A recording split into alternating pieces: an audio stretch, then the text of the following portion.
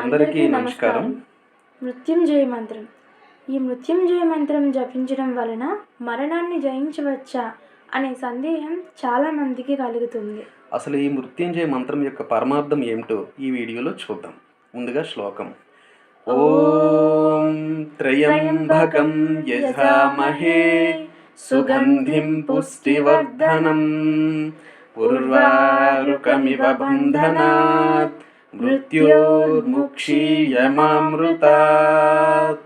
ఈ మృత్యుంజయ మంత్రం యొక్క పరమార్థం ఏమిటి అనంటే, 3 నేత్రాలను కలిగినటువంటి సమస్త జీవరాశులకు శక్తిని చైతన్యాన్ని ఇచ్చినటువంటి సుగంధ ద్రవ్యాలని వెదజల్లేటువంటి ఆ పరమేశ్వరుని మనం మనస్ఫూర్తిగా స్మరిస్తే, నమ్ముకుంటే, జపిస్తే దోషకాయను తీగ నుండి ఏ విధంగా విడిపడుతుందో అదే విధంగా మనల్ని మన సంసార జీవితం నుంచి భవబంధాల నుంచి విముక్తి పరిచి అమృతత్వాన్ని ప్రసాదిస్తారనమాట పరమశివుడు.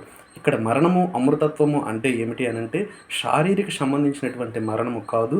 అమృతత్వము అంటే జన్మలు లేకుండా, మన కర్మానుసారంగా వచ్చేటటువంటి జన్మలు లేకుండా పరమేశ్వరుడు మనల్ని అమృతత్వానికి తీసుకుని వెళ్తారు అని అర్థము.